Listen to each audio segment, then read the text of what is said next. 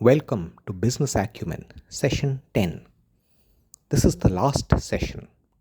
The topic is Guts Needed.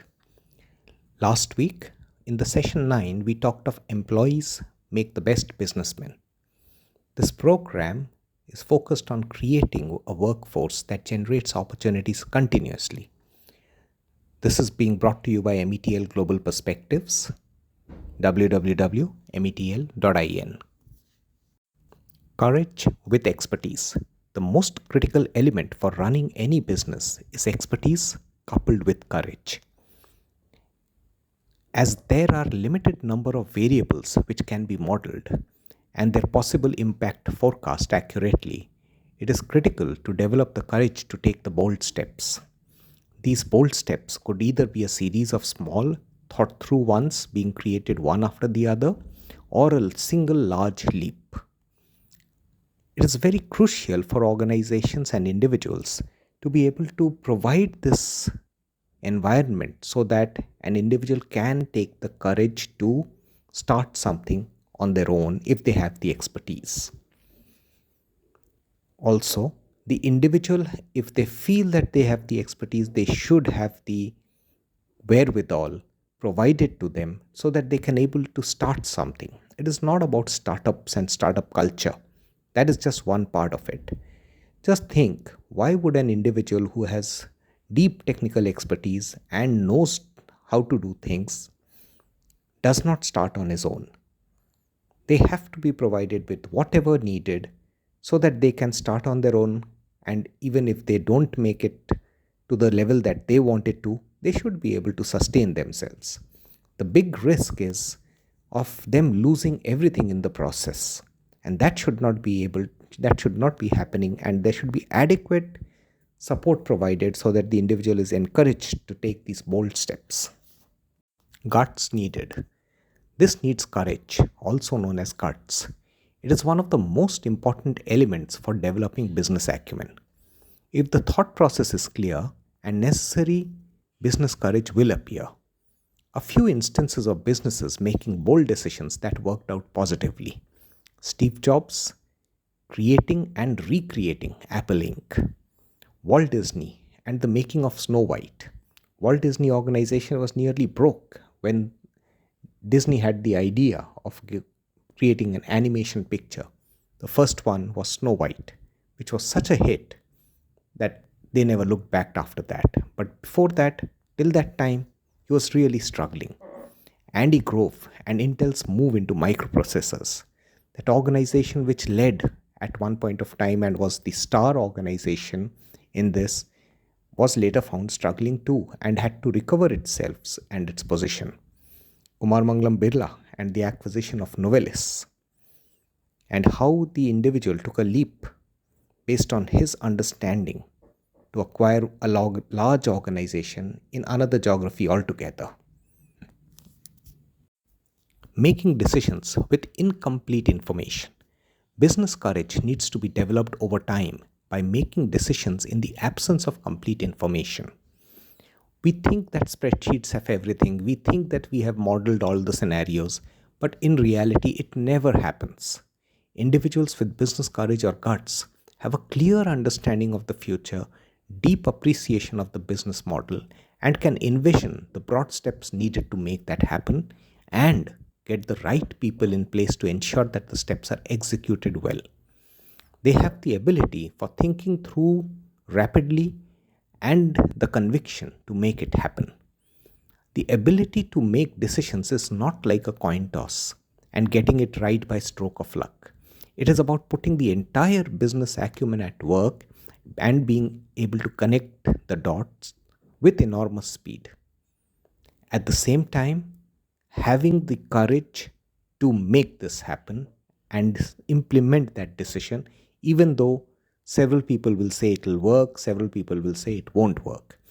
In any business decision, with a big one, there will always be people who will say that this risk is not worth it or not that. But then it's ultimately the person with the business acumen who takes the call about it. Identifying the opportunity, the Business Acumen Canvas.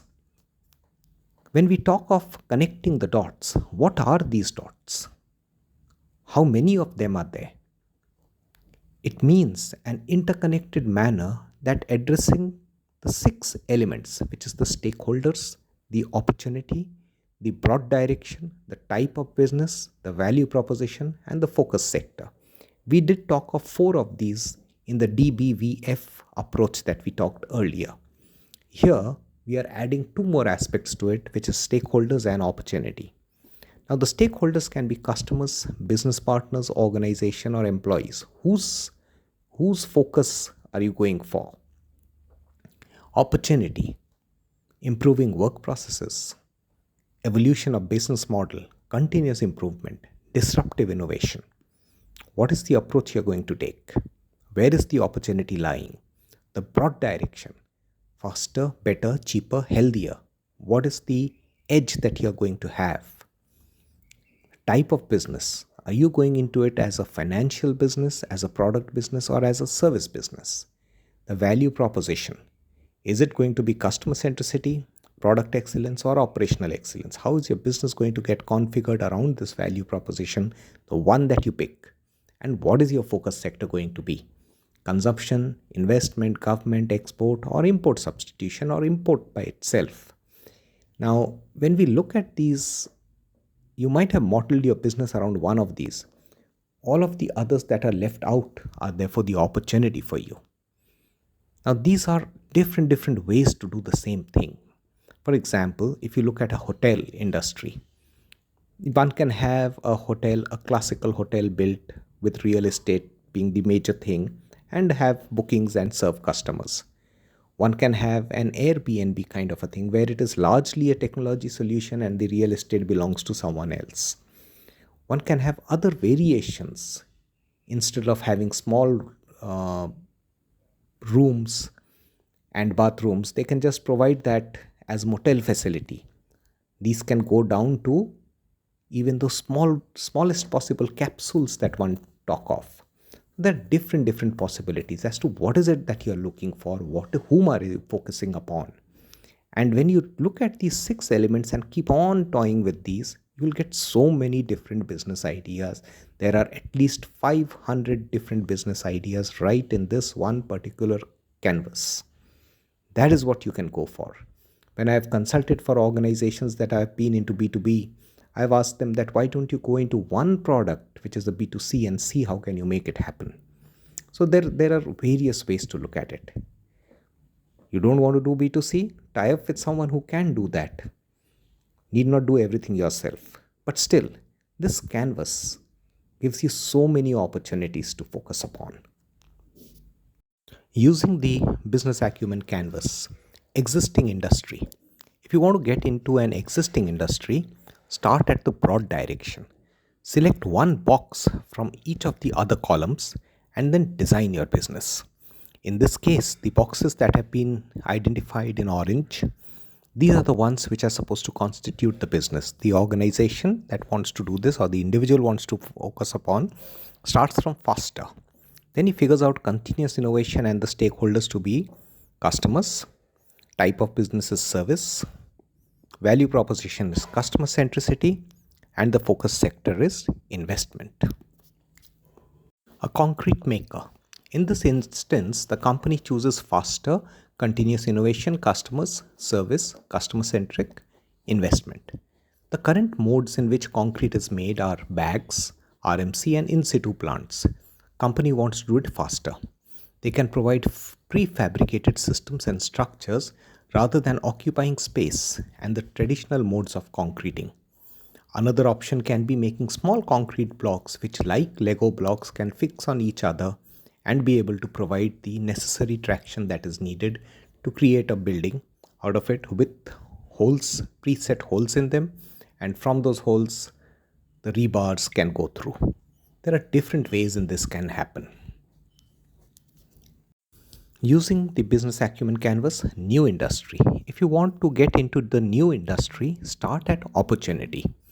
Select one box from each of the other columns and then design the business. Here, the opportunity chosen was improving work processes. Stakeholders are business partners. Broad direction cheaper.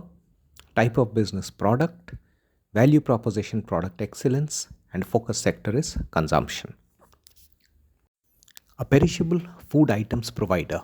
In this instance, the company chooses improving work processes, business partners, cheaper product excellence, consumption. Current modes are vegetables are sold in the markets. The company wants to improve work processes. They buy during surplus through various business partners, vacuum pack and store the products, sell them when the prices are high. So, what they do is that whenever there is a huge surplus in the market and the prices crash, they go close to that particular area, buy the product, store them in a way in which it's feasible, might not be vegetable by itself, might be pulped or whichever nature they can, and then kind of use it at a later date. When the prices are high, they can sell them. So here the organization is all about improving work processes, and that way they actually produce much cheaper product which is consumption friendly, which is friendly for the consumption sector. And product excellence is the way in which they can store, is where the whole business model is about. Create the opportunity. A few crucial questions to be answered confidently for what needs to be done are: how does it improve the existing scenario by making it faster, better, cheaper, or healthier? How does it impact my stakeholders positively? Where is the opportunity in doing the same thing better or with disruptive innovation? Are we going to offer a financial solution, product, service, or a combination of all? Who is the customer and what is going to be our value proposition to the customer, and therefore the focus? What is the focus sector currently and after a few years? Finalizing the opportunity. When the answers to the questions are provided without hesitation, the new business opportunity is ready and the individual would have demonstrated business acumen. The way in which you string together these six elements is what makes it so crucial for you to create a new business opportunity, find out a new sector, improve on an existing opportunity, and basically build on your business acumen. The one with good business acumen will have a unique way to string together all of these. The one who doesn't will not know what to do. In a recent exposure, I went to a remote place where normally it's in the hilly area. The terrain is such that, and it's very green all over the place. So you would expect a lot of bugs and insects and flies to be around. However, surprisingly, this place where we stayed had no bugs at all, and they were not using any chemical spray. So they showed us the way they have been managing everything, and it was just a combination of various approaches that they know, the person there knows how to use at what time, and they just got it right. So while anyone else there will struggle with this, because this person knew how to use the natural products and create some things which can be a repellent as well, they actually got such a beautiful thing going for them. It's so difficult for anyone else who doesn't believe in this natural product. They will keep on spraying the bug sprays all over the way, and it won't work. That's not the way in which it's supposed to work in any case. So, what is that uniqueness that you have? Figure that out using this canvas, put together your business model. And once you have that, you have the business acumen to make it work. So, just to bring it back to you, business acumen is all about focusing upon these six aspects of the business and putting them all together and having the guts to do that. If you have a great idea, you have strung them all together, but you are just not having the courage to start, that is on to you then. Because many people are there who have great ideas, but they don't have the capacity to start. And I also say that there is a role that the ecosystem has to play in that, so that such ideas are given shape. These six sectors are focus sectors: the value proposition, type of business, the broad direction, opportunity, and the stakeholders. Weave them all together, and you have got a great business. if you have the courage to make it happen. Resources for continuing learning. Throughout this handbook, references have been made to individuals and organizations. The information has been gathered from several books, case studies, and newspapers and reports. In case any of the information is incorrect and needs editing, the same will be done if it comes from a credible source. The books that I have referred to are Making of Singapore, Lee Kuan Yew, Only the Paranoid Survive, Andrew Grove, Nuts on Southwest Airlines, The Walmart Way, HP Way by Dave Packard, Dell Computers by Michael Dell, Nokia Revolution, The Search, Discipline of Market Leaders, Machine That Changed the World, Financial Accounting, Libby Libby and Short, What the CEO Wants You to Know, Ramcharan, Olam, the company's website, Sony versus Samsung, Fourth Century, Benham, a book on history of company, Who Said Elephants Can't Dance by Louis Gerstner, and innumerable books on management by leading thinkers and my discussions with the leaders. You have to continue learning on this theme because business acumen is something that is endless. As generations evolve, as industrial revolutions keep happening, as new demands keep coming in from governments or citizens, the need for different types of businesses to emerge keeps on happening. Ensure that you are on the right side of the curve. You should not be the one who's lagging, you should be the one who's leading. When you look at a business, there is a product. If you go behind it, there are the raw materials. Then if you go behind it further, you will see the machineries that are needed. And then the technology that is needed to make these machines at the very first place. So when you string the business together, who are you in the value chain? You need to be very clear. Are you just the product guy? Are you just the raw material guy? Are you the machinery person? Are you the technology person? When you look at something as simple as a CT or an MRI machine, the technology behind it is fabulous. The product has been made by very few companies. Many people can't even replicate it. It's not possible. So they buy from those people and they wait for the deliveries to happen. So be on the cutting edge of the business, be on the cutting edge of the technology, be on the machinery making side of it. Do not be on the side of producing that product. Do not be on the side of providing the raw material. That will only lead to exploitation of your resources, whether it be land or it be the mines. So think about it. Get your business acumen right. Get your business going well.